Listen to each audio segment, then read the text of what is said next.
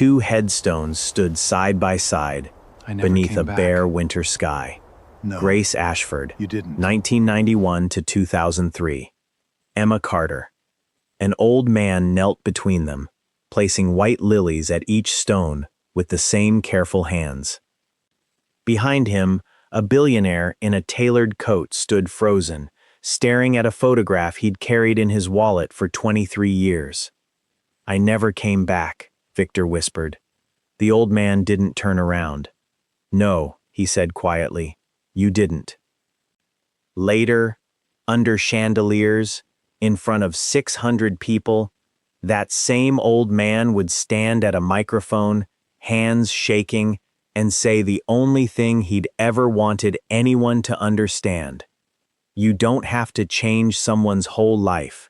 Sometimes you only have to make today a little less lonely. This is the story of how a school janitor, a billionaire, and an 8-year-old girl found their way back to each other and to the people they'd lost. If a story about grief, kindness, and second chances is one you needed today, hit subscribe. This channel tells one every week. 3 months earlier, the school grounds looked ordinary from the outside. Red brick buildings, neat hedges, children chasing one another beneath towering maple trees.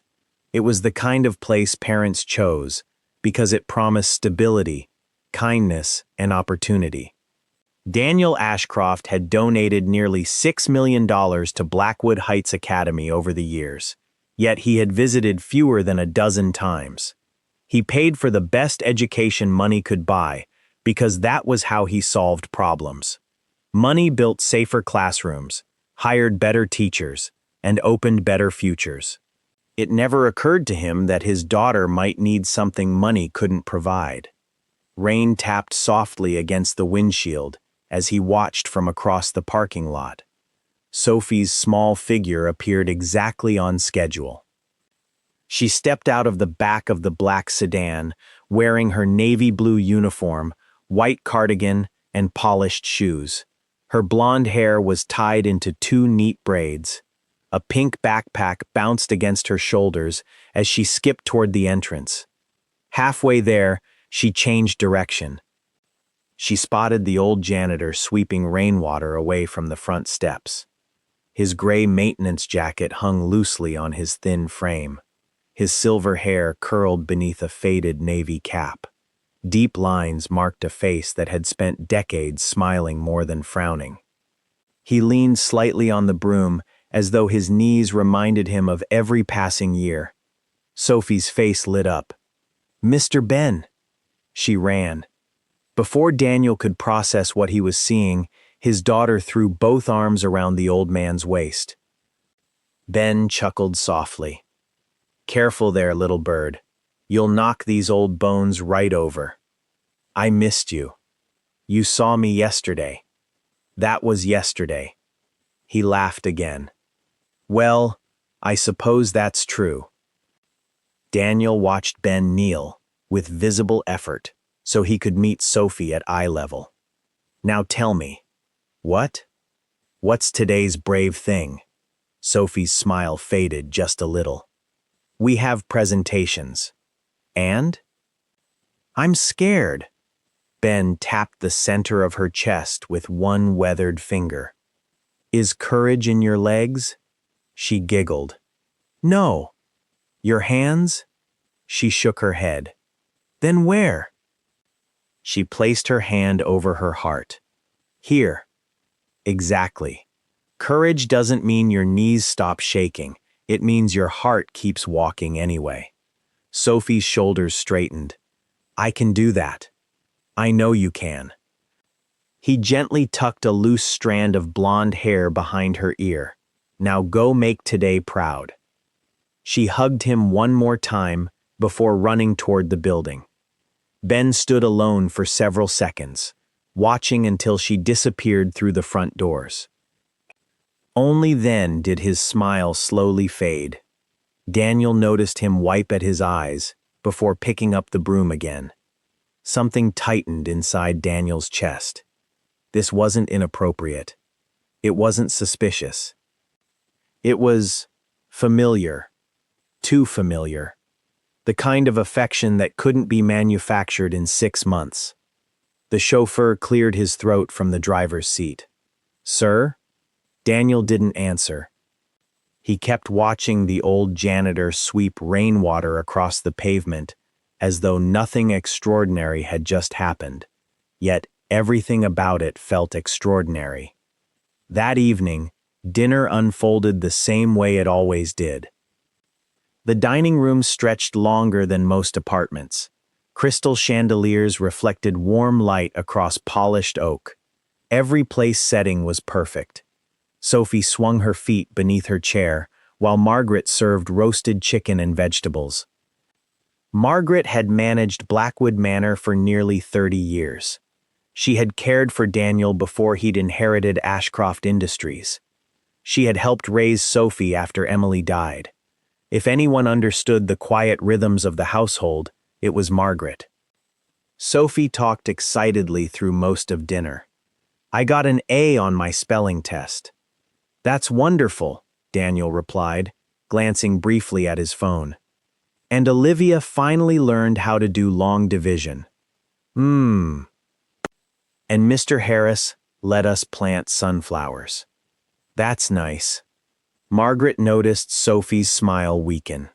She quietly placed Daniel's phone face down beside his plate. "Dinner first." Daniel looked at her. She met his eyes without apology. It was one of the few privileges Margaret had earned over 3 decades. He sighed. "You're right." He slipped the phone into his pocket. Sophie brightened immediately. "Daddy?" "Yes." "Can I ask you something?" "Of course." "If someone helps lots of people, but nobody notices." Daniel smiled faintly. "They're still helping people." "So they're important?" "Very." She seemed relieved. "Good." He studied her for a moment. "Why do you ask?" She shrugged. "No reason." Margaret saw the hesitation. Daniel didn't. Instead, he reached for his water glass. "How was school?" "It was good." "What did you do?" "We had presentations." "And?" "I wasn't scared." Daniel smiled proudly. "I knew you wouldn't be." She smiled back, but something in her expression suggested she wanted to say more. Instead, she quietly finished her dinner. Later that night, Margaret found Daniel in his study reviewing financial reports. She placed fresh coffee beside him. "You missed something today." He didn't look up. "What?" "Your daughter wanted to tell you about someone." He paused. "What makes you think that?" "Because she kept giving you opportunities." Daniel leaned back. Margaret rarely commented unless it mattered. "What someone?" "The janitor." His eyes lifted immediately. "You know about him?" "I've seen them together." "For how long?" She thought for a moment. "Several months." "You never mentioned it. You never asked about school." Silence settled over the room. Not hostile. Simply honest. Finally, Daniel spoke. "Do you know who he is?" "His name is Benjamin Carter." "And?" "He has worked there longer than most teachers." "That's all?" Margaret nodded. "Sometimes that's enough." Daniel stared through the rain-speckled windows overlooking the gardens. "She hugs him every morning." "I know. Doesn't that strike you as unusual?" Margaret smiled softly. "I think children recognize safe people faster than adults do." Daniel considered her words long after she left the room. Safe people. The phrase echoed in his mind. Emily used to say something similar. "Children don't borrow our eyes," she'd often tell him. "They lend us theirs." At the time, he'd smiled without really listening. Now, he wasn't so sure he'd been listening to much of anything lately.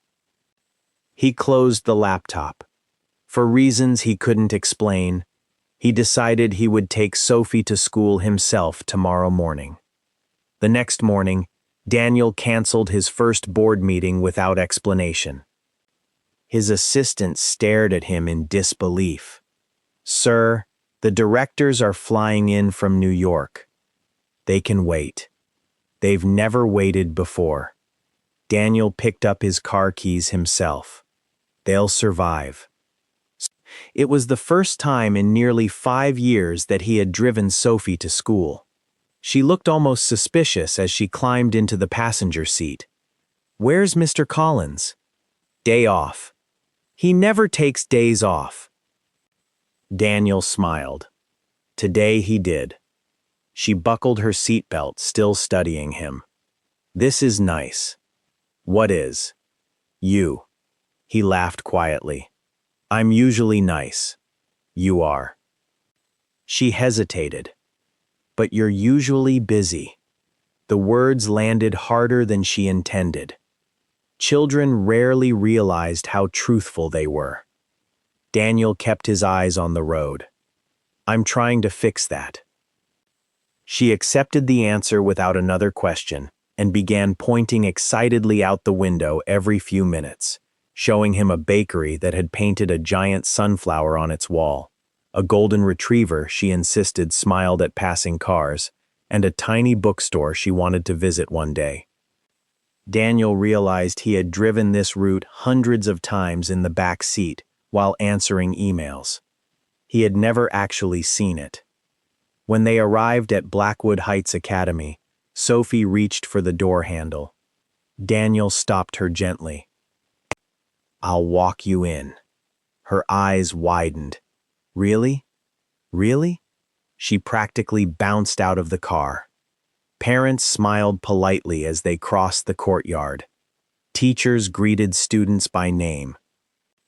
The school buzzed with the gentle chaos of another weekday morning. Then Daniel saw him.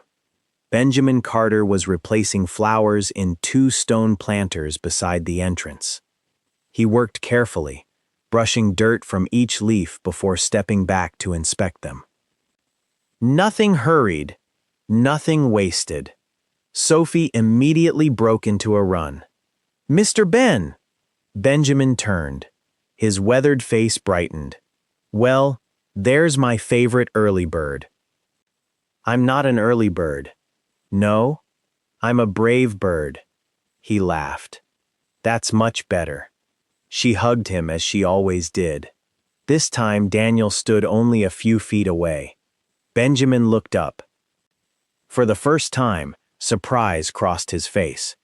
"You must be Sophie's father." Daniel extended his hand. "Daniel Ashcroft." Benjamin shook it firmly, despite his age. "Benjamin Carter." His handshake wasn't timid, nor was it trying to impress. It was simply steady. "Thank you," Daniel said. Benjamin looked puzzled. "For what?" "For being kind to my daughter." Benjamin glanced down at Sophie. "I think she does more for me than I do for her." Sophie giggled. "I told you." Daniel frowned. "Told him what?" "That you wouldn't believe me." Benjamin smiled knowingly, but didn't explain. Instead, he picked up a tiny fallen daisy from the flower bed. He tucked it behind Sophie's ear. "There." She beamed. "Now you're ready." "For what?" "For whatever today decides to become." Daniel watched the exchange carefully. There was nothing rehearsed about it. No attempt to win favor with the billionaire standing in front of him. If anything, Benjamin seemed slightly uncomfortable with Daniel's attention. "I'm keeping you from work," Daniel said. Benjamin looked at the flower beds. "They'll still need watering after you're gone." "Have you worked here long?" Benjamin nodded. 27 years. "That's impressive. I've never been very good at leaving places." Daniel noticed Sophie slipping her hand into Benjamin's. "Only for a second. Just long enough to squeeze it." I'll see you tomorrow. I'll be right here." She nodded and disappeared into the school. Benjamin watched until she was safely inside. Only then did he return to the flowers. Daniel remained standing beside him. "You care about her." Benjamin continued adjusting the soil around a white rose. "I care about all the children." "She seems different." Benjamin finally looked at him. "Every child is different." "That's not what I meant." "I know." Silence settled between them. After a moment, Benjamin spoke. "Mr. Ashcroft, Daniel." He smiled gently. "Children tell us who they need. They don't always use words." Daniel felt something tighten in his chest. "What does Sophie need?" Benjamin didn't answer immediately. Instead, he watched several children laughing as they hurried across the courtyard. Finally, he said quietly, "Someone who notices when she's pretending." Before Daniel could ask another question, the school bell rang. Benjamin picked up his watering can. "I should get back to work." Daniel stood there long after the old man had walked away. Someone who notices when she's pretending. That afternoon, curiosity got the better of him. He called the school's principal. "Mrs. Lawson, I'd like to ask you something." "Of course, Mr. Ashcroft." "The janitor. Ben?" "Yes." "What about him? What can you tell me?" She laughed softly. "Where should I begin?" Daniel wasn't expecting that response. "I assumed you would tell me how long he's worked there." "Oh, that's easy. 27 years. But that wouldn't tell you who Ben is." Daniel leaned back in his chair. "So tell me." There was a brief silence. Then Mrs. Lawson said, "Every child who graduates from this school remembers at least one teacher. Most remember two. But every single child remembers Ben." Daniel frowned. "Why?" "Because he learns their names before anyone else. He remembers birthdays. He fixes broken bicycles. He keeps spare mittens in winter and carries extra umbrellas when it rains. He knows which students are being bullied before the teachers do. He plants flowers with children who've lost parents. He sits with the lonely ones without making them feel lonely." She chuckled. "I've been principal for 11 years. I've never seen him walk past a crying child." Daniel looked out through the office windows, toward the city skyline. "And Sophie?" Mrs. Lawson's voice softened. "She was different." "In what way?" "The first day she arrived after your wife passed away." Daniel's hand tightened around the phone. "She didn't cry. She didn't speak much either. She simply walked onto the playground carrying a stuffed rabbit. She sat alone for almost an hour, and then—" Mrs. Lawson smiled to herself. "Ben sat beside her. He didn't ask what was wrong. He didn't tell her everything would be okay. He simply took out a small packet of birdseed from his pocket and waited." Daniel closed his eyes. "What happened?" "A robin landed between them." Sophie smiled. Mrs. Lawson paused. That was the first smile anyone saw from her after the funeral. Daniel said nothing. Outside his office window, the city continued moving at its usual relentless pace. Inside, the world had just become very quiet. Daniel ended the call, but remained seated for several minutes, staring at nothing. He tried to picture it.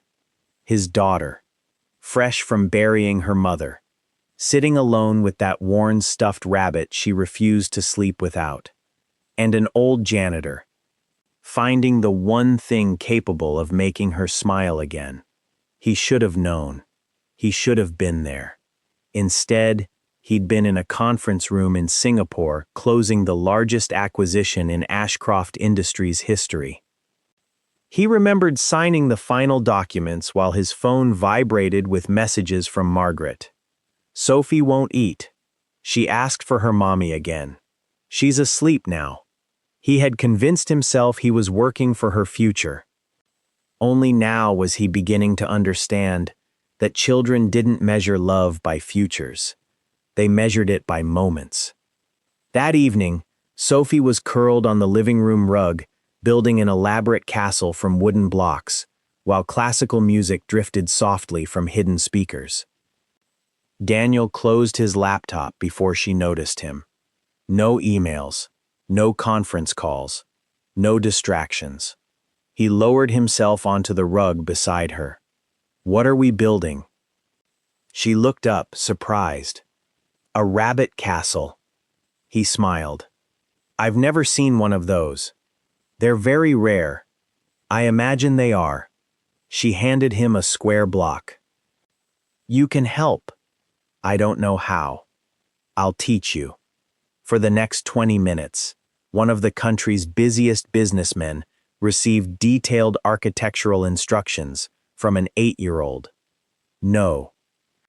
She gently moved one of his blocks. "The tower leans toward the moon." "The moon? It likes looking at castles." "I didn't know that. Most grown-ups don't." Daniel laughed. "I have a lot to learn." "You do." Margaret watched from the doorway, careful not to interrupt. She couldn't remember the last time she'd seen Daniel sitting on the floor. Emily would have smiled. When the castle was finally finished, Sophie leaned against his shoulder. "Daddy? Can I ask something?" "You can ask me anything." "Did Mommy know Mr. Ben?" The question caught him completely off guard. "I don't know. I think she did." "What makes you think that?" Sophie frowned, as though trying to explain something she herself didn't fully understand. "They smile the same." Daniel blinked. "People can smile alike. I know. But," she searched for the right words, "it's the kind smile." "What kind is that?" "The one that makes you stop being scared." Daniel looked at her for a long moment. Children describe the world differently. Less accurately, perhaps, but sometimes more truthfully. The following morning, Daniel arrived at school earlier than usual. Benjamin was repairing a loose bench near the playground. He worked slowly, humming an old melody under his breath. Daniel approached quietly. "Morning." Benjamin looked up. "Good morning. I hope I'm not interrupting." Benjamin smiled. If conversation interrupted work, nothing would ever get fixed. Daniel chuckled. "I wanted to ask you something." Benjamin rested both hands on the handle of his screwdriver. "Go ahead. Why do you call Sophie Little Bird?" Benjamin's eyes drifted toward the oak trees lining the playground. "They remind me of children. The birds? They spend most of their lives learning they can fly." Daniel folded his arms. "And Sophie?" Benjamin smiled. "She arrived believing her wings were broken." Daniel's expression softened. "So you reminded her they weren't." "I reminded her they were still there." A comfortable silence settled between them. Finally, Daniel asked the question that had lingered in his mind since yesterday. "How did you know what she needed?" Benjamin tightened one last screw before answering. "My wife." Daniel waited. "We lost our daughter." The words were spoken without drama, without self-pity. Simply as fact. She was 9. Daniel felt the air leave his lungs. "I'm sorry." Benjamin nodded once. "It was many years ago. You never had other children?" "No. That must have been difficult." Benjamin smiled sadly. "You don't stop being a father because your child is gone. You simply become a father carrying quieter memories." Daniel didn't know what to say. Benjamin looked toward the playground, where several younger students were chasing pigeons. My wife used to tell me something. What? When your heart breaks. He paused. Don't spend the rest of your life protecting the broken pieces. What should you do? Use them to understand someone else's pain. Daniel lowered his eyes. Your wife sounds remarkable. She was. What happened to her? Benjamin looked at the wedding ring, still resting on his finger, after 42 years. Cancer. I'm sorry. Benjamin smiled gently. I was lucky. Daniel frowned. Lucky? I had 42 years with the love of my life. He looked toward the children again. Some people never get one. Daniel thought of Emily. They'd only had 14 years together. For years, 14 had felt cruelly short. Now, he found himself strangely grateful he'd had them at all. Benjamin stood, his knees protesting the movement. Would you like some advice? Daniel almost laughed. No one asks me that. I'm asking anyway. Daniel nodded. I'm listening. Benjamin brushed sawdust from his jacket. When Sophie tells you about her day, he smiled knowingly. Listen to the story she's telling. Daniel frowned slightly. Isn't that obvious? Benjamin shook his head. Adults hear events. Children tell feelings. Before Daniel could respond, Sophie appeared at the school entrance. She spotted them immediately. Her face lit up. For the first time, Daniel noticed something he'd somehow missed every previous morning. She wasn't running toward Benjamin anymore. She was running toward both of them. Sophie slowed only long enough to catch her breath before slipping one hand into Daniel's and the other into Benjamin's. Come on. Daniel smiled. Where are we going? You'll see. Benjamin chuckled. I've learned that's usually dangerous. It isn't. She led them toward the school's small butterfly garden tucked behind the library, a peaceful corner most students hurried past without noticing. Lavender bushes swayed gently in the morning breeze, and wooden benches circled a stone bird bath where sparrows gathered to drink. Sophie stopped beside a tiny oak sapling no taller than her shoulder. I planted it. Daniel looked surprised. When? Spring. He frowned slightly. I didn't know. I know. The words weren't spoken to hurt him. They simply carried the uncomplicated honesty children possessed. Benjamin rested a hand on the thin trunk. She comes every Monday. Daniel looked at him. Every Monday? Benjamin nodded. Before class. What for? Sophie knelt beside the little tree, brushing away a few fallen leaves.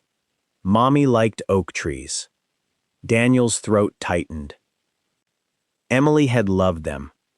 On autumn walks, she would collect acorns in her pockets and insist every great tree had once fit inside someone's hand. He hadn't thought about that in years. You planted this because of Mommy? Sophie nodded. So she still has somewhere to grow. Daniel felt his chest ache. Benjamin quietly stepped away, pretending to inspect another flower bed, giving father and daughter a moment neither of them realized they needed. Daniel knelt beside Sophie. I wish I'd known. She looked at him with gentle confusion.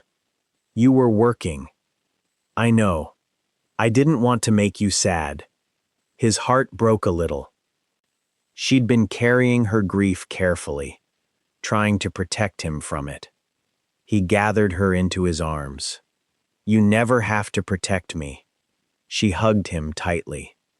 I know. But the hesitation in her voice told him she hadn't always believed that. Later that afternoon, Daniel couldn't concentrate on a single report. The quarterly earnings presentation sat open on his computer. He'd read the same paragraph 4 times. Instead, his thoughts kept returning to one question. What else don't I know? He picked up the phone. Margaret? Yes? How long has Sophie been planting that tree? Margaret was quiet for a moment. Since the first Mother's Day after Emily passed. He closed his eyes. Every week? Every week. You knew. Yes. Why didn't you tell me? You were grieving. So was she. I know. He lowered his head. I missed so much. Margaret's voice softened. You missed moments. He waited. Not your chance. That Saturday, Blackwood Heights Academy hosted its annual Family Volunteer Day. Parents painted classrooms, repaired playground equipment, planted flowers, and served lunch to students from the neighboring community center. Daniel had never attended. Every previous year, someone from Ashcroft Industries had written a generous donation instead. This year, he showed up wearing jeans. The security guard almost didn't recognize him. Teachers stared.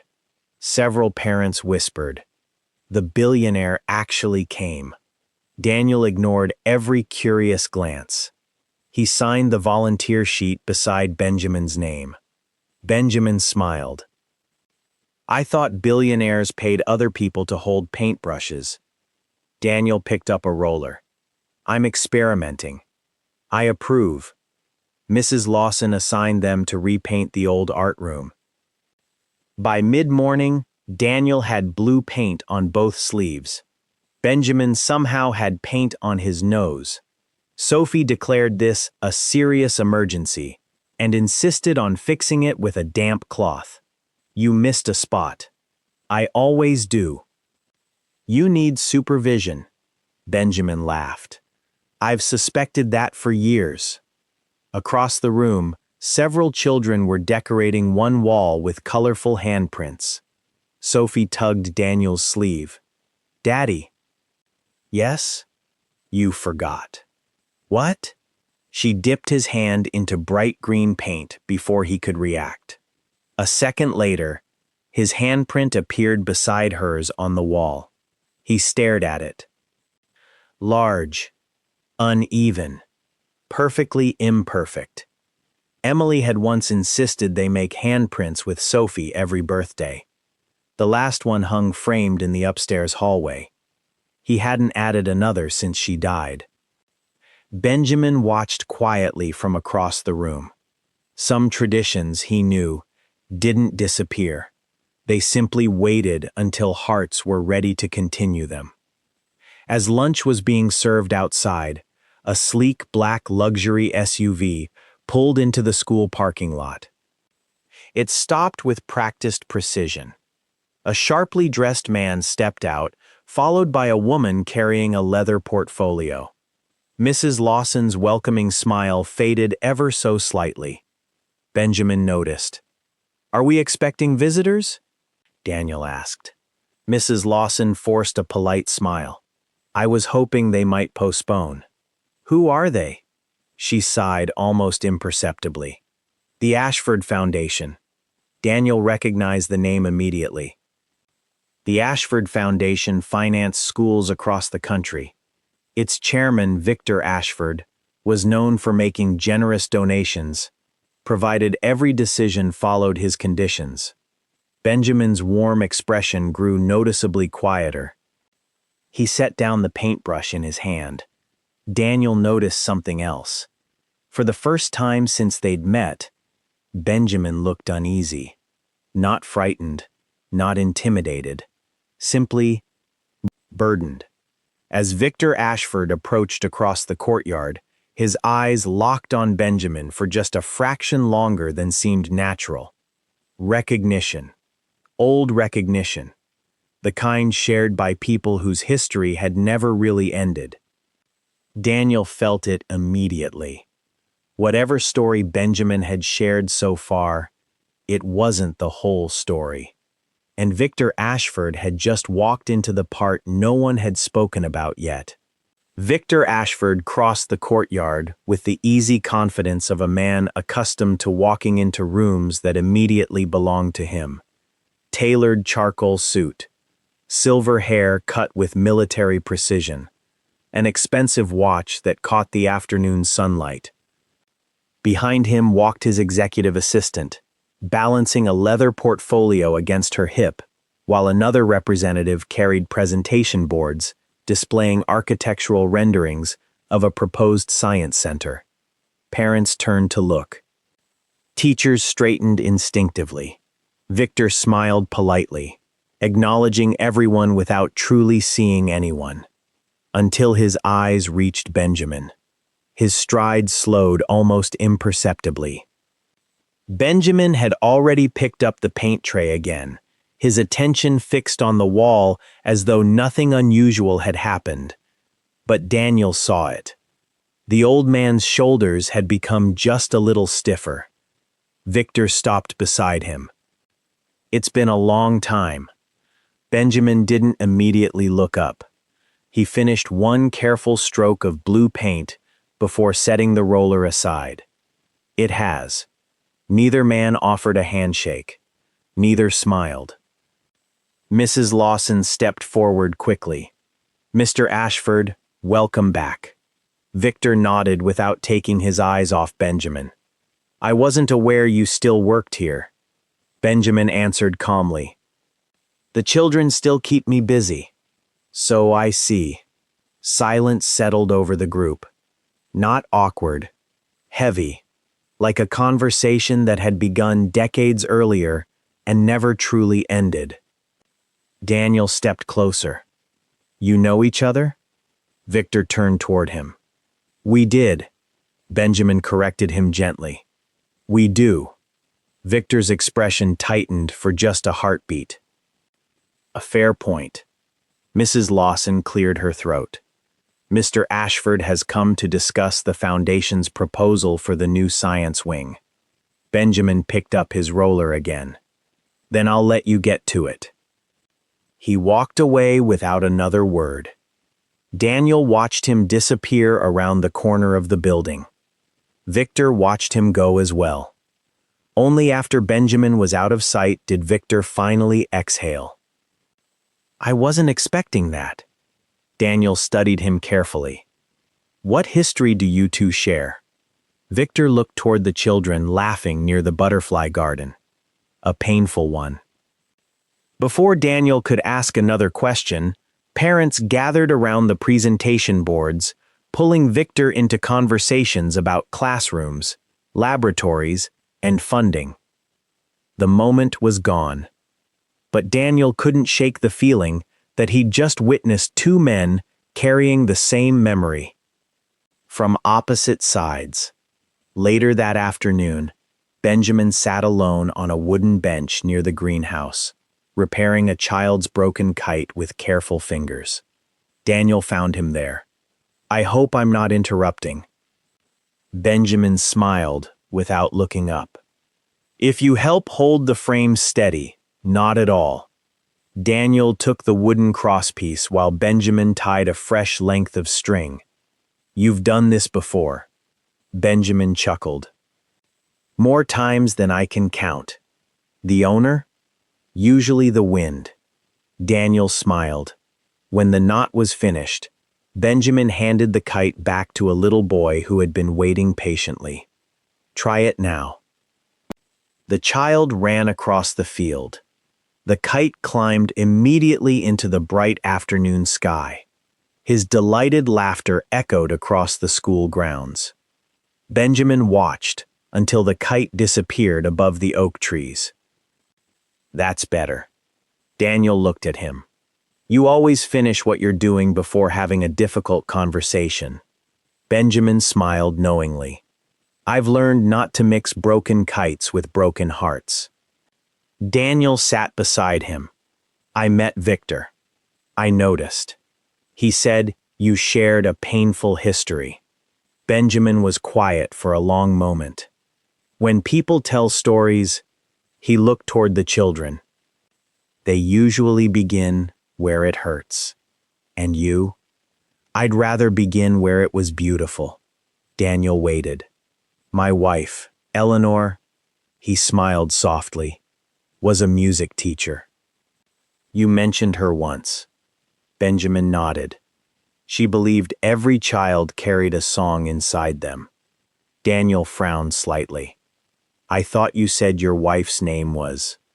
Benjamin smiled. I never told you her name. Daniel realized he was right. Benjamin had simply said, my wife. She spent 38 years teaching children who believed they weren't talented enough. What did she tell them? The world doesn't need perfect music. Benjamin's eyes shone with quiet affection. It needs honest music. Daniel found himself smiling. You loved her very much. I still do. Silence settled comfortably between them. Finally, Daniel asked, and Victor? Benjamin's smile faded. He was my best friend. Daniel blinked. I didn't expect that. Neither did we. What happened? Benjamin looked down at his hands. Life. Daniel said nothing. Benjamin continued. Our daughters were born 3 weeks apart. Daniel felt something shift. You both had daughters? Benjamin nodded. They grew up together. Were they close? Benjamin smiled. They thought they were sisters. He laughed quietly to himself. They used to insist on wearing matching rain boots even in summer. Daniel pictured it. 2 little girls running through sprinklers, completely unconcerned with muddy shoes. What changed? Benjamin's expression became distant. My daughter became sick. Daniel's chest tightened. The doctors did everything they could. Benjamin looked toward the playground. So did Victor. He paid for specialists. He flew us across the country. He refused to let us pay a single hospital bill.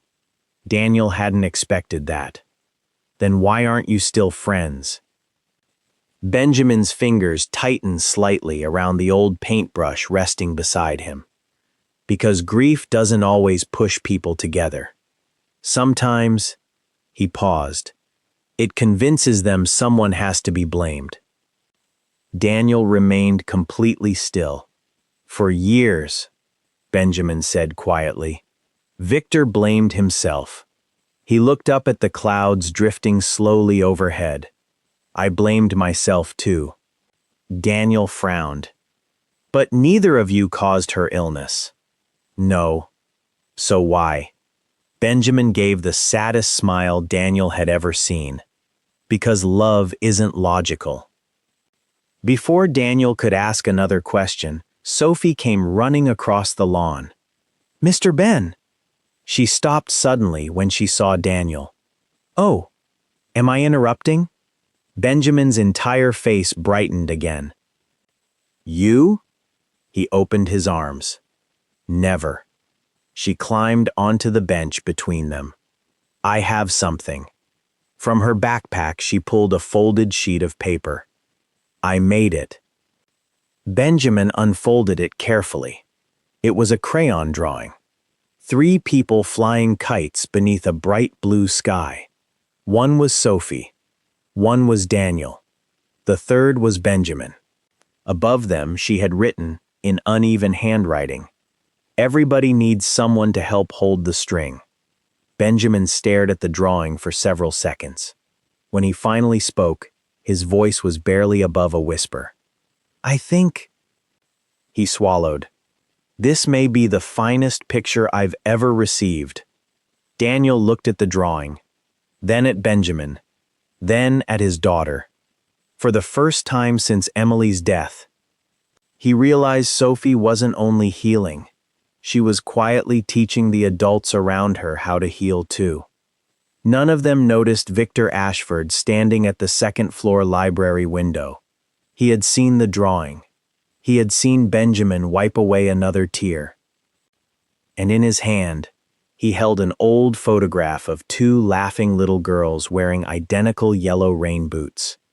On the back, in faded handwriting, were 6 words that made his hands tremble. Best friends forever. Summer of 1998. Victor closed his eyes, because he had just realized something that no one else knew.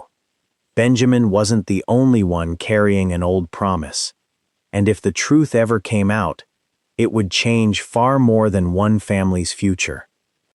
Victor didn't join the others for lunch.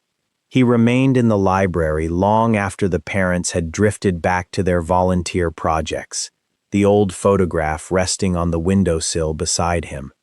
His thumb traced the edge of the faded picture. Emma and Grace, his daughter, Benjamin's daughter, 2 little girls grinning into the summer sun, each wearing oversized yellow rain boots because they'd insisted matching boots made puddles more fun. Victor closed his eyes. He could still hear them laughing. He hadn't allowed himself to remember that sound in years. A soft knock interrupted his thoughts. "Mr. Ashford?" His assistant, Claire, stepped inside. "The presentation is ready." He slipped the photograph back into his wallet. "I'll be there." She hesitated. "Are you all right?" "I've been better." She had worked beside him for nearly 15 years. She knew when not to ask another question. Across the campus, Benjamin and Sophie were planting marigolds beside the butterfly garden. "Not too deep," Benjamin reminded her. "The roots need room to breathe." Sophie carefully loosened the soil. "Like people?" Benjamin smiled. "What makes you say that?" "Daddy says flowers need sunlight." "And?" "I think people need room." Benjamin nodded thoughtfully. "They do." She patted the soil gently around the little plant. When Mommy got sick, Benjamin stopped what he was doing. Everyone whispered. They thought I couldn't hear. Benjamin waited quietly. "I wanted somebody to tell me the truth." His eyes softened. "Did anyone?" She shook her head. "They kept saying Mommy would get better." She looked down at the flower. "I knew they were scared." Benjamin didn't answer immediately. Instead, he handed her the watering can. "My Emma used to ask difficult questions too." "You had a little girl?" "I did." "What was she like?" Benjamin smiled toward memories only he could see. "Curious. Kind. She believed worms got lonely when it rained." Sophie giggled. "That's silly." "It is. But every storm she'd carry them off the sidewalk into the grass, so nobody stepped on them." Benjamin nodded. "Exactly. What happened to her?" The question arrived with the innocence only children possessed. Benjamin looked toward the clouds gathering beyond the hills. "She got very sick." "Like Mommy?" "Yes." "Did she die?" Benjamin's eyes filled, but his smile remained. "Yes." Sophie quietly slipped her small hand into his. "I'm sorry." "So am I." Neither spoke for nearly a minute. Sometimes silence carried compassion better than words ever could. Daniel found them there. He stopped before they noticed him. His daughter, the old janitor. Their hands quietly linked over a patch of freshly planted flowers. There was nothing extraordinary about the picture. Yet somehow, it was one of the most beautiful things he had ever seen. He walked over. "I hope I'm not interrupting." Benjamin smiled. "We're discussing worms." Daniel raised an eyebrow. "I'm almost afraid to ask." "They deserve respect too," Sophie announced. Benjamin nodded solemnly. "I've been educated." Daniel laughed.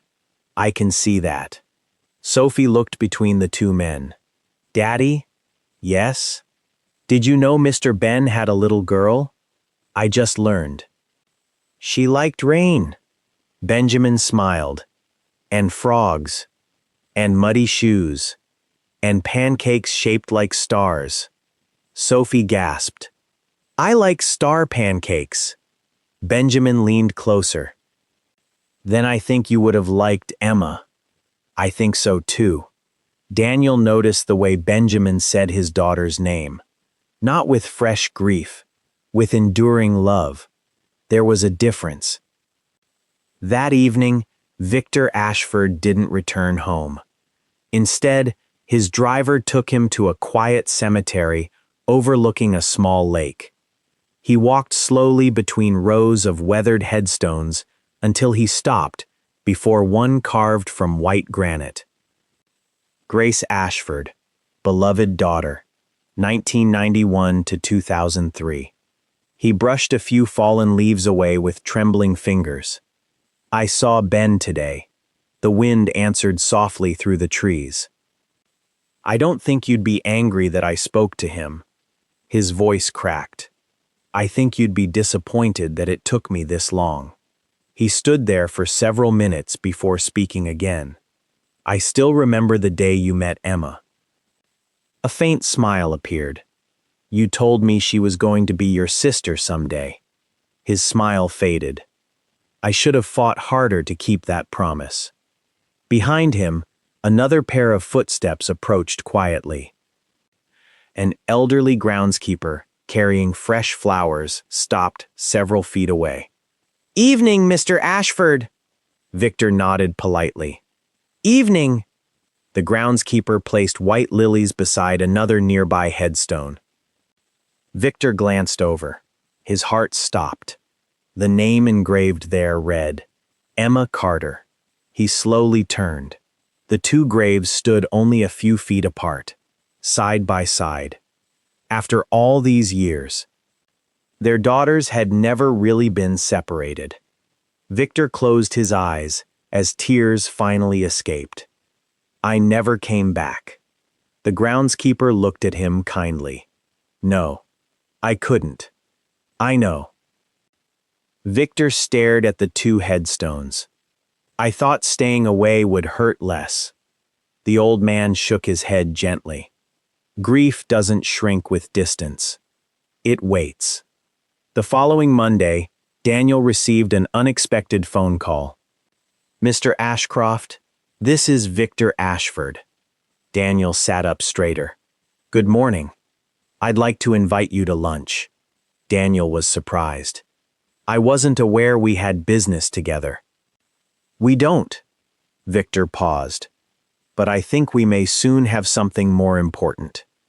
Daniel looked out toward the gardens, where Sophie was laughing as Benjamin showed her how to build a tiny bird feeder.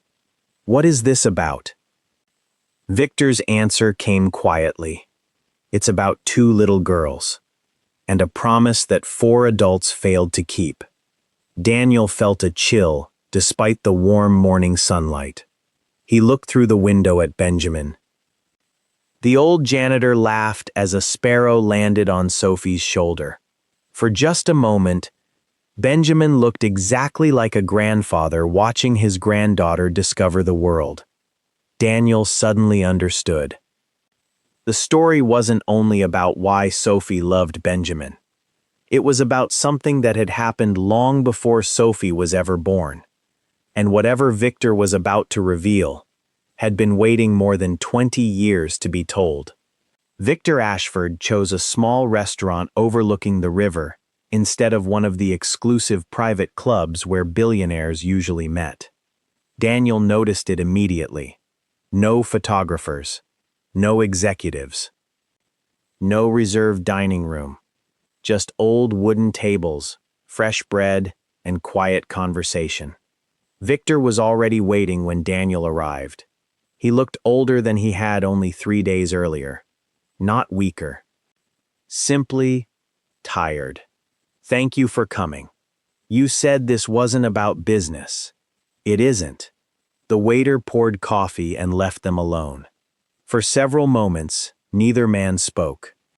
Finally, Victor reached into the inside pocket of his coat and removed the faded photograph. He slid it across the table. Daniel picked it up. 2 little girls. Matching yellow rain boots.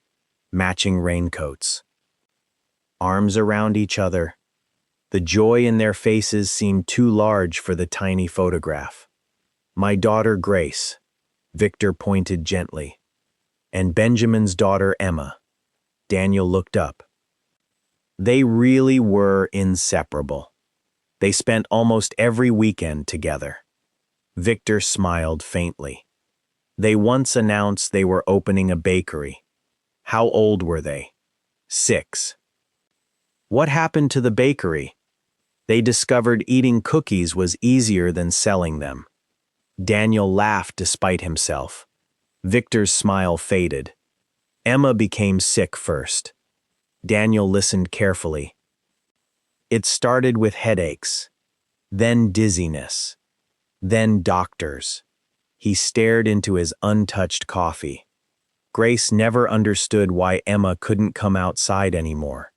What did you tell her? The truth. Victor swallowed. I thought children deserved honesty. They do. For a while, every afternoon after school, Grace would sit outside Emma's bedroom window. Daniel frowned. Outside, Emma's immune system had become too weak. They couldn't play together. So Grace sat beneath the window and read storybooks aloud. Daniel imagined 2 little girls separated by glass, still refusing to be apart. Did Emma recover? Victor closed his eyes. No. Silence settled over the table. When Emma died, Victor's voice became almost inaudible. Grace stopped speaking. Daniel's chest tightened. For how long? Nearly 8 months. Doctors called it traumatic mutism. Therapists tried. Specialists tried. Nothing reached her. Until one rainy afternoon. Victor looked toward the river. I found her sitting in Emma's treehouse. What was she doing? Talking? Daniel leaned forward. Talking? Victor nodded. To Emma. What was she saying? Victor smiled sadly.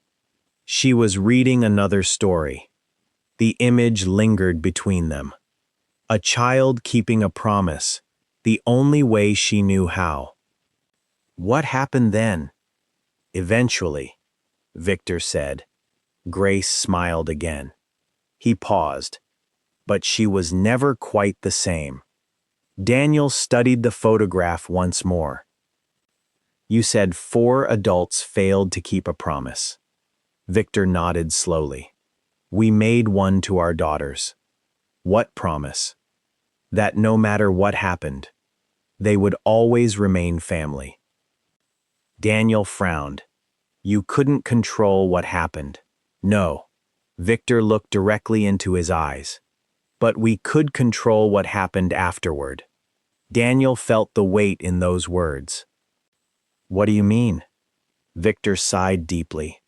When Emma died, I buried myself in work. Daniel looked down.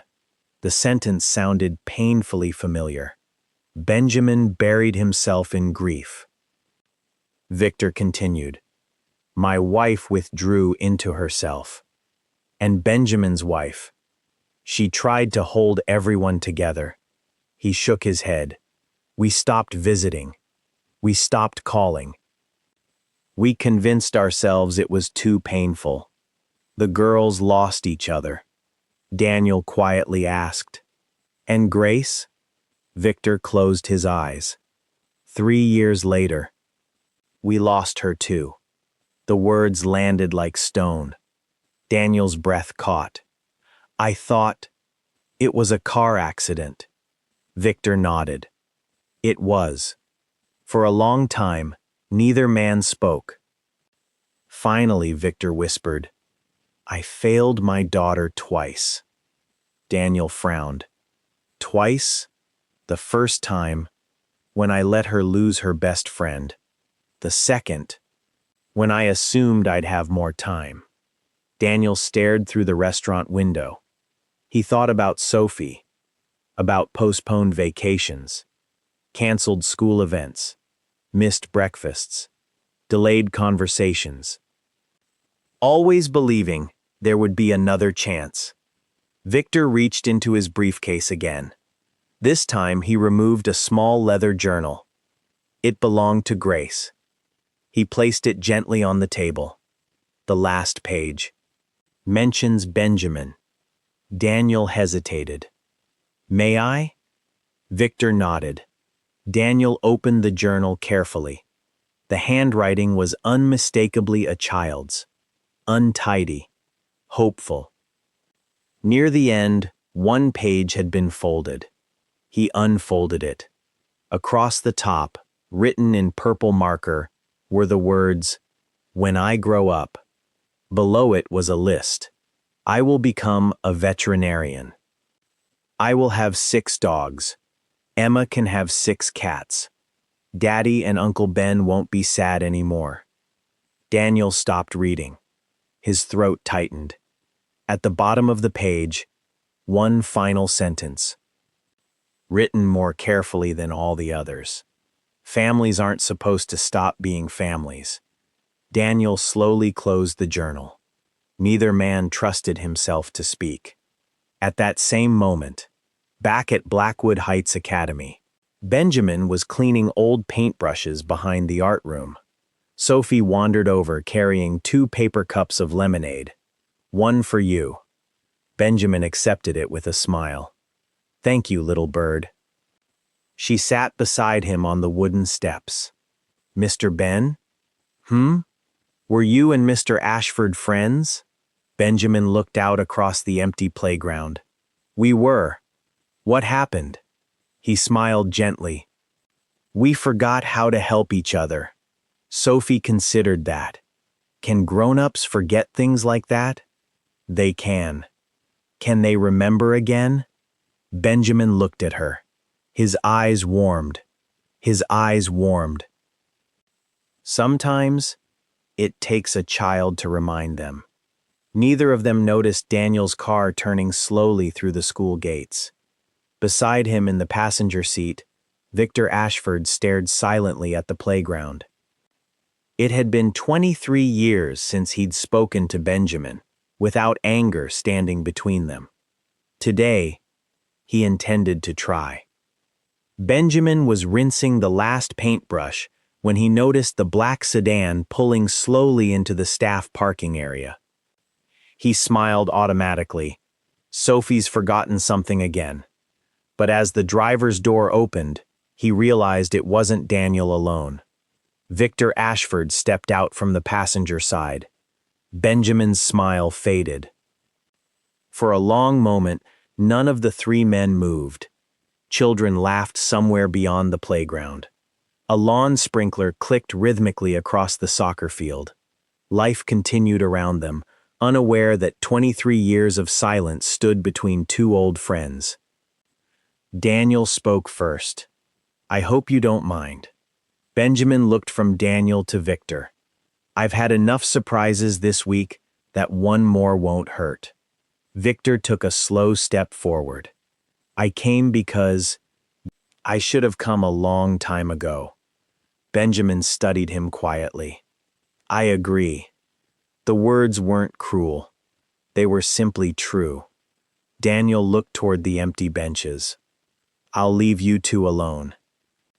Benjamin stopped him. "No." Daniel turned. "You brought him here." He smiled faintly. "You should stay." The 3 men sat beneath the old oak overlooking the playground. For nearly a full minute, no one spoke. Finally, Victor broke the silence. "I visit Grace." Benjamin looked at him. "Every month." "I know." Victor blinked. "You know?" Benjamin nodded. "The cemetery groundskeeper tells me." Victor lowered his eyes. "He says you visit Emma every Sunday." "I do." Another silence. Then Benjamin smiled sadly. "They're buried beside each other." Victor's voice cracked, just like they always wanted. Benjamin looked toward the playground where Sophie was helping younger children gather soccer balls. I didn't know. I found out years later. Victor rubbed his hands together nervously. I couldn't bring myself to move Grace. Benjamin nodded. I wouldn't have wanted you to. Victor looked at him. Ben. The old nickname sounded unfamiliar after so many years. I'm sorry. Benjamin didn't answer. Victor continued. I should have called. Yes.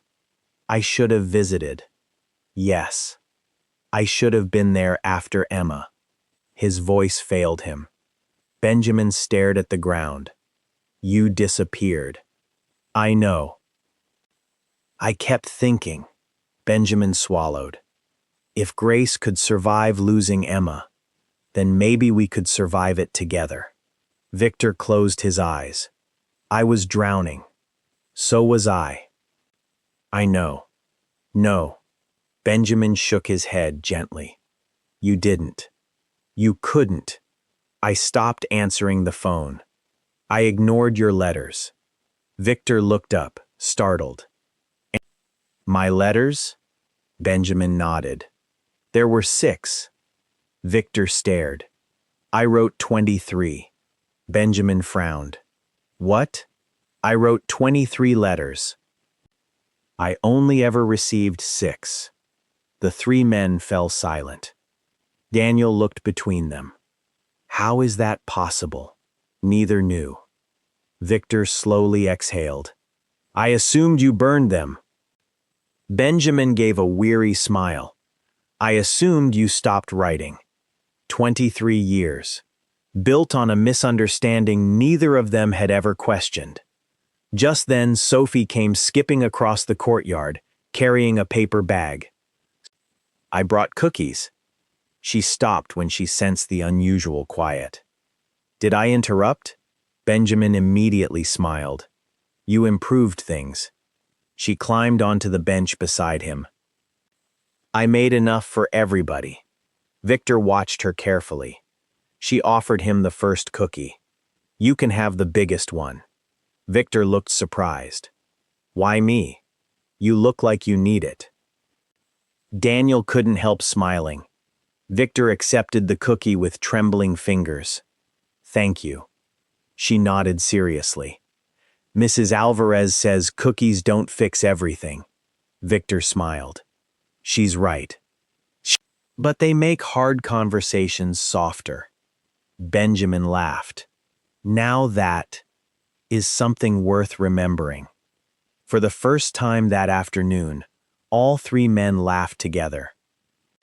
It was brief, awkward, but real. Over the next few weeks, something subtle began to change. Victor started visiting the school every Thursday afternoon, not as chairman of the Ashford Foundation, simply as Grace's father. He helped children assemble birdhouses. He read picture books in the library. He even learned to make paper airplanes after a 2nd grade class insisted his first attempts were embarrassingly bad. Benjamin enjoyed reminding him of that fact. I've seen pigeons fly straighter. They're professionals. So are 2nd graders. Daniel watched the friendship rebuild one small conversation at a time. Not because the past had disappeared, because both men had finally stopped letting it decide the future. One Friday, Sophie found Benjamin sitting alone beneath the butterfly garden pergola. He was looking at an old photograph. The rain boots. Benjamin smiled. You've seen this one before. I like their smiles. So do I. She tilted her head. Do you still miss Emma? Every day. Does it get easier? Benjamin thought for a long moment. No. She looked down. Oh, it gets different. She looked back at him. How? You stop carrying them because they're gone. He touched the photograph gently. You start carrying them because they mattered. Sophie considered that very carefully. I think that's what Daddy's doing with Mommy. Benjamin smiled. I think you're right. That evening, Daniel stood in front of Emily's portrait after everyone had gone to bed. He looked at the photograph for several minutes. I met someone today, he said softly, who reminded me that grief doesn't end friendships. His eyes drifted toward the garden outside, where Sophie and Benjamin had planted the marigolds weeks earlier. They're blooming. A faint smile appeared. You would have liked Ben. He paused. I think you would have liked who I'm becoming too. Behind him, Margaret quietly stopped in the hallway. She didn't interrupt. Some conversations were meant for only two people. She smiled to herself and walked on. For the first time since Emily's passing, Daniel wasn't speaking to the past because he was trapped there. He was speaking to it while finally learning how to walk forward. The discovery lingered with Daniel long after he left the school. That evening, he sat alone in Emily's old reading room, the leather portfolio open across his lap. He had looked through board reports worth billions of dollars with less care than he was giving these handwritten pages. Every margin held another piece of her. Little sketches of tulips. Shopping lists squeezed between meeting notes. A reminder to bake cookies for the second grade class. A page titled, In Cheerful Handwriting, Things Children Say That Adults Should Never Forget. He smiled despite himself. The list read, A hug counts even if it only lasts 5 seconds. Flowers bloom because nobody tells them they're not good enough. When someone is lonely, sit first, ask questions later. Daniel's smile slowly faded. He realized something that made his chest ache. Emily hadn't simply left memories behind. She had left instructions. He just hadn't known where to look. Earlier that week, Margaret had been organizing old storage rooms at Blackwood Manor. Years of unopened boxes lined the shelves. Emily had always intended to sort them. Life had simply become too busy. Margaret carefully labeled each one. Christmas decorations, old curtains, family photographs. Then she reached a cedar trunk she hadn't opened in years. Inside lay Emily's sketchbooks, recipe cards, concert programs, letters, and beneath them all, a flat leather portfolio. Across the front, embossed in fading gold letters, Community Projects. Margaret carried it downstairs. Daniel looked up from the dining table. What is it? I'm not sure. He opened the portfolio carefully. Inside were dozens of handwritten notes, hospital fundraisers, school volunteer plans, charity events. Emily had documented everything. Then one folded sheet slipped onto the table. A proposal. The title read, Friendship Garden Initiative. Daniel frowned. He unfolded the pages. Emily's handwriting filled every margin. Children who experience loss often struggle to express grief directly. A shared garden where families can plant flowers in memory of loved ones may help children understand that love continues growing, even after goodbye. His eyes moved lower. Partners. Blackwood Heights Academy. Ashford Foundation. Benjamin Carter, grounds coordinator. Daniel blinked. Benjamin? He turned another page. Meeting notes. Plant sketches. Volunteer lists. Then, one sentence highlighted in blue ink. Ben says every flower should carry someone's story. Daniel stared at the page. Emily had known Benjamin. Not casually. They had worked together. He looked at Margaret. Why didn't I know this? Margaret searched her memory. You were expanding into Europe that year. He closed his eyes. Of course he was. Emily had never complained. She had simply continued doing good without asking him to notice. The next morning, Daniel carried the portfolio to school.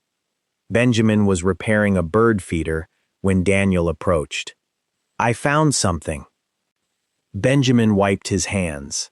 Daniel handed him the portfolio. Benjamin recognized it instantly. He froze. "I haven't seen this in—" His voice trailed away. He carefully opened the first page. A smile slowly spread across his face. "I forgot she drew little flowers beside every meeting note." "You knew Emily well?" Benjamin nodded. "Better than most people realize." Daniel waited. "She volunteered here twice a month." "I know." "No." Benjamin looked up. "I don't think you do." Daniel frowned. "What do you mean?" Benjamin turned another page. "She never came because Ashcroft Industries sponsored the school.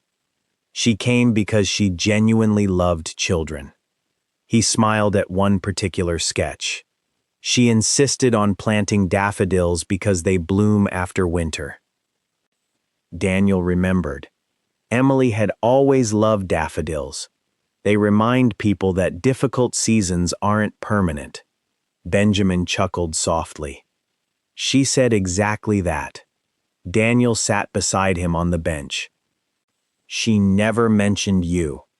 Benjamin smiled kindly. She wasn't the sort of person who listed every kindness she'd received. "What kindness?" Benjamin closed the portfolio. "The year Emma died." He paused. "I stopped speaking to almost everyone." Daniel listened quietly. One afternoon, Emily simply arrived. "What did she say?" Benjamin laughed. "Almost nothing." Daniel looked surprised. "Nothing?" "She made tea. We planted bulbs. We worked until sunset. And when she left," Benjamin's eyes filled gently. "She said, 'You don't have to become yourself again today. Just don't give up on tomorrow.'" Daniel lowered his head. That sounded exactly like Emily. Benjamin looked toward the school building. "She came back every Wednesday for nearly 6 months." "You never told anyone?" "There wasn't anything to tell." "There was." Benjamin smiled. "No. There was kindness. And kindness doesn't usually announce itself."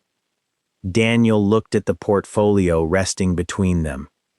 For years he had believed he knew every important chapter of his wife's life. Now he was discovering that some of the most meaningful ones had been written quietly, in places where cameras never followed and applause never reached. He understood, perhaps for the first time, why Sophie had trusted Benjamin so quickly.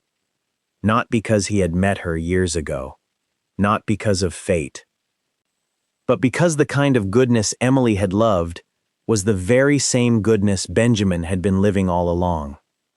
Winter settled gently over Blackwood Heights Academy.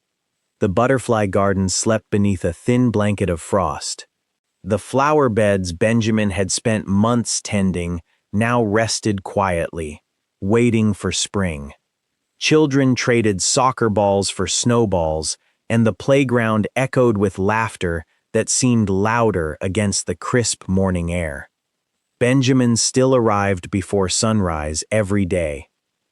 At precisely 6:45 each morning, he unlocked the front gates, scattered birdseed beneath the oak tree, checked every walkway for ice, then stood for a moment, coffee warming his hands, watching the school wake up. It had become his favorite part of every day, not because the grounds were beautiful, because every morning carried another chance to make a child feel seen. One Monday morning, Daniel arrived earlier than usual. He found Benjamin replacing a loose plank on one of the playground bridges. I've been looking for you. Benjamin smiled without looking up. I was hoping that wasn't because I'd done something wrong. Daniel laughed. Quite the opposite. He handed Benjamin a cream-colored envelope. Benjamin wiped the sawdust from his hands before opening it. His smile slowly disappeared. Inside was an elegant invitation. Ashcroft Industries' annual winter gala. Guests of honor: Benjamin Carter and Victor Ashford. Benjamin looked confused. I think you've made a mistake. I haven't. I don't belong at events like this. Daniel leaned against the bridge railing. Neither did I. Once. Benjamin looked down at the invitation again. I own one suit. Perfect. It was fashionable sometime around 1998. Daniel smiled. So was I. Benjamin chuckled. I'll think about it. I'd rather you came. Why? Daniel looked toward the school entrance where children were beginning to arrive. Because every year we recognize people who've changed lives. Benjamin frowned. I haven't changed any lives. At that exact moment, Sophie came running across the courtyard. Mr. Ben! She wrapped her arms around him. I got my science award. Benjamin's face lit up. I knew you would. You really did? I've never doubted you. She reached into her backpack. I brought the certificate. Benjamin examined it as though it were the most important document he'd ever seen. Outstanding. She beamed. Daniel looked back at Benjamin. You were saying? Benjamin smiled sheepishly. I suppose one or two. The winter gala arrived on the first Saturday in December. The ballroom of the Ashcroft Grand Hotel glowed beneath crystal chandeliers.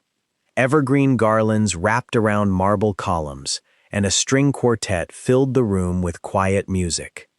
Business leaders, philanthropists, politicians, executives. Nearly 600 guests. Benjamin stood near the entrance looking deeply uncomfortable. His navy suit had clearly been tailored many years ago, though someone had pressed it with extraordinary care. He tugged self-consciously at the sleeves. I told you it was old.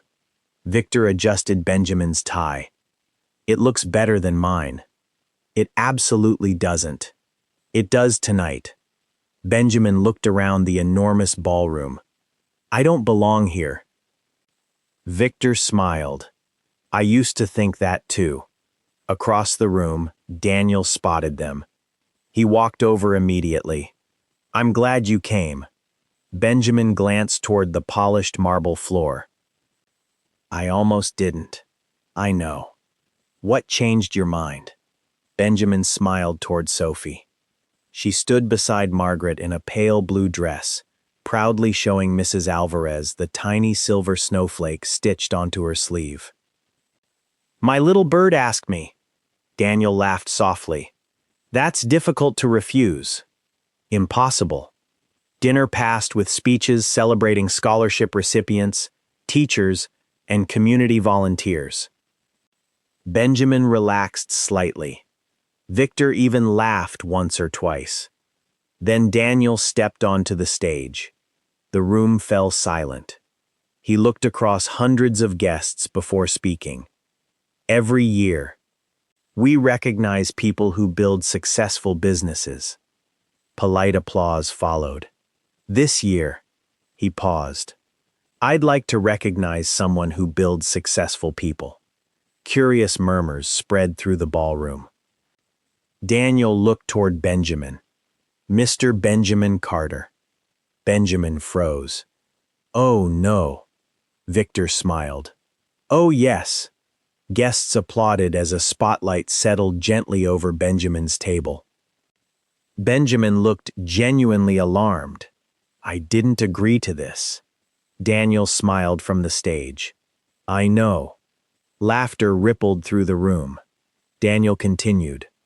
27 years ago. A man accepted a job as a school janitor.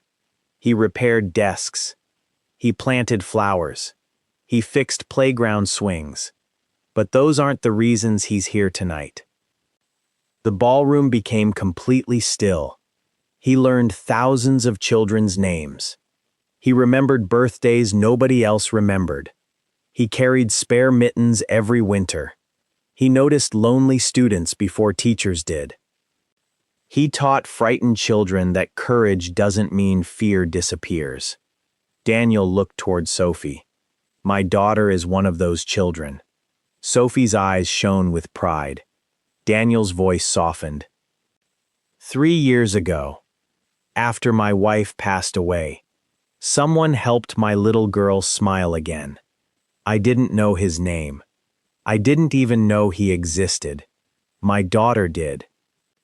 He looked directly at Benjamin, and she was wiser than I was.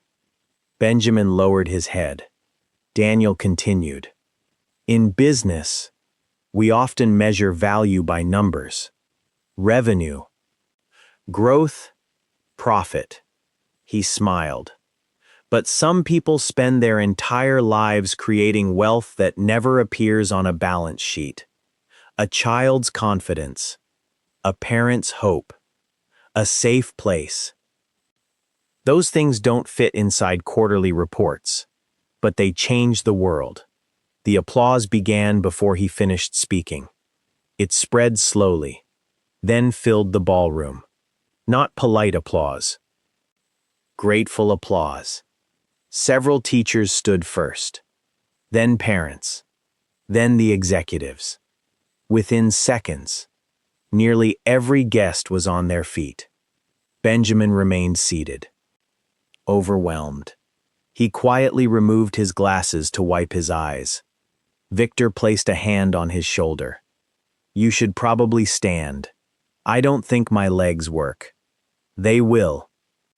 Slowly, Benjamin rose. The standing ovation grew louder. Daniel stepped down from the stage carrying a small wooden box. He stopped in front of Benjamin. I can't repay what you've done. Benjamin shook his head immediately. There isn't anything to repay. I know. Daniel handed him the box. Benjamin opened it. Inside rested a simple brass plaque mounted on polished walnut. It read, Benjamin Carter, for reminding generations of children that kindness is never a small thing. Below the inscription, in smaller letters, Be brave today, little bird. Benjamin closed the lid. For several seconds, he couldn't speak. Finally, he looked up at Daniel. I've spent most of my life trying not to be noticed. Daniel smiled. And you've spent most of your life noticing everyone else. Benjamin laughed through his tears.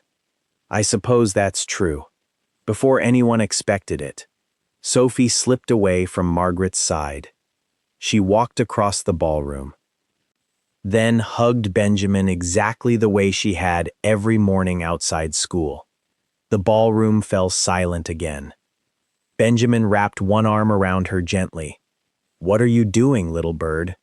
She smiled. The same thing I always do.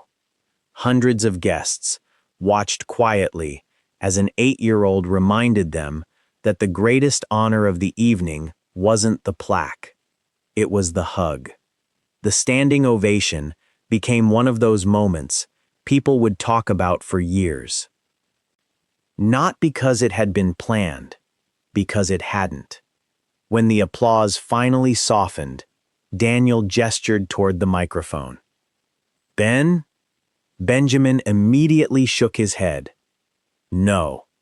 The audience laughed. Daniel smiled.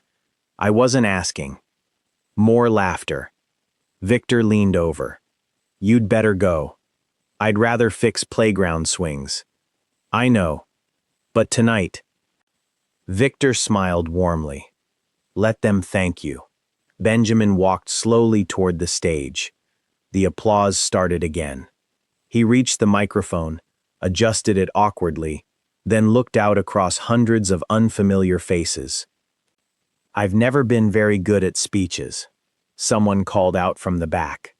"We don't mind." The room chuckled. Benjamin smiled. "I believe you." He looked down at the plaque in his hands.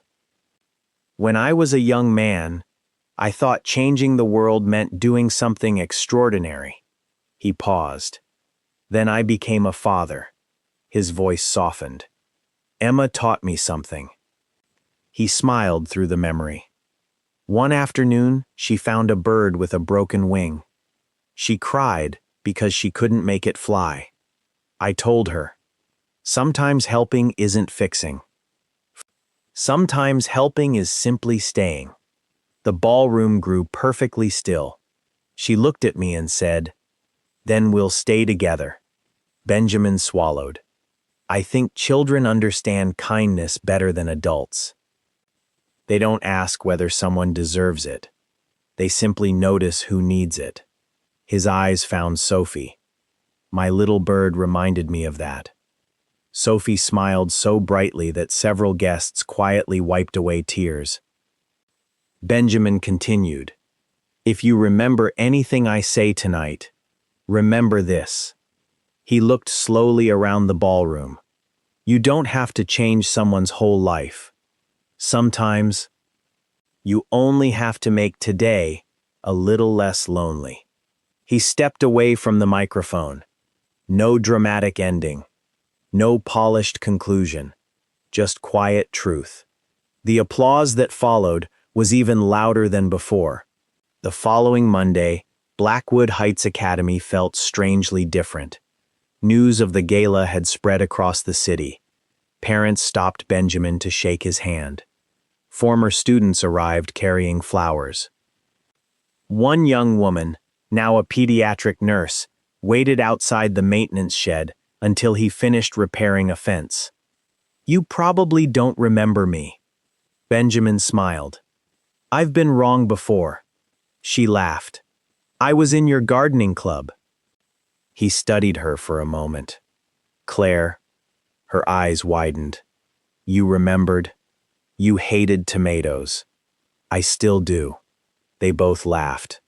She handed him a small envelope. "I wanted to say thank you." "For what?" She looked toward the playground. "My dad left when I was 10. I didn't think any grown-up noticed." She smiled through tears. "But every Friday, you asked me whether my sunflowers had grown." Benjamin looked confused. "I don't remember doing that." "I know." She nodded. "But I do." She squeezed his hand gently before walking away. Benjamin opened the envelope after she had gone. Inside was a photograph. A little girl covered in dirt, proudly holding the first sunflower she'd ever grown. On the back she'd written, "You noticed me before I knew I mattered." Benjamin folded the photograph carefully into his wallet beside Emma's picture. That afternoon, Daniel arrived at school carrying a cardboard box. Benjamin looked inside. Birdhouses, unpainted, about 20 of them. "I have a proposal." Benjamin raised an eyebrow. "I'm listening. I'd like to start something." "What?" Daniel looked toward the children, racing across the playground. "A kindness workshop." Benjamin laughed. "I don't think kindness can be taught in workshops.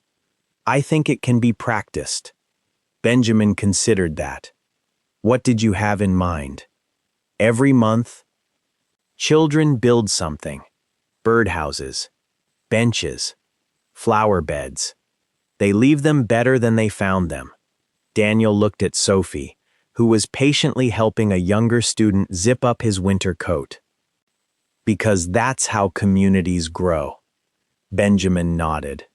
"I think Emma would have liked that. So would Emily." Victor, who had just arrived carrying a stack of lumber, overheard the conversation. And Grace. The three men exchanged a quiet smile. No one said anything else. They didn't need to. By spring, The first Kindness Saturdays had become a tradition. Children painted birdhouses. Parents planted gardens. Teachers repaired classrooms alongside students. Nobody kept track of who donated the most money. They remembered who stayed the longest. One little boy spent nearly an hour helping Benjamin plant daisies. When they finished, he asked, "Do flowers know somebody loves them?" Benjamin smiled. "I hope so." The boy nodded thoughtfully. "I think people do." Benjamin looked across the garden. Daniel was laughing as Sophie unsuccessfully tried to teach Victor how to skip stones across the pond. Margaret and Mrs. Alvarez were setting lemonade on a picnic table. The afternoon sun bathed the school in warm light. Benjamin realized something. For years, he had believed he was spending his life helping children heal. Standing there, watching 3 generations laughing together, he understood the truth. They had been healing him too. He looked up toward the blue sky. So did we, Emma. A gentle breeze stirred the branches of the old oak. Several white blossoms drifted slowly to the ground. Benjamin smiled, then quietly returned to planting flowers. Because tomorrow morning, another frightened child would walk through those school gates, and they deserved to find the world just a little kinder than they had left it yesterday. The end.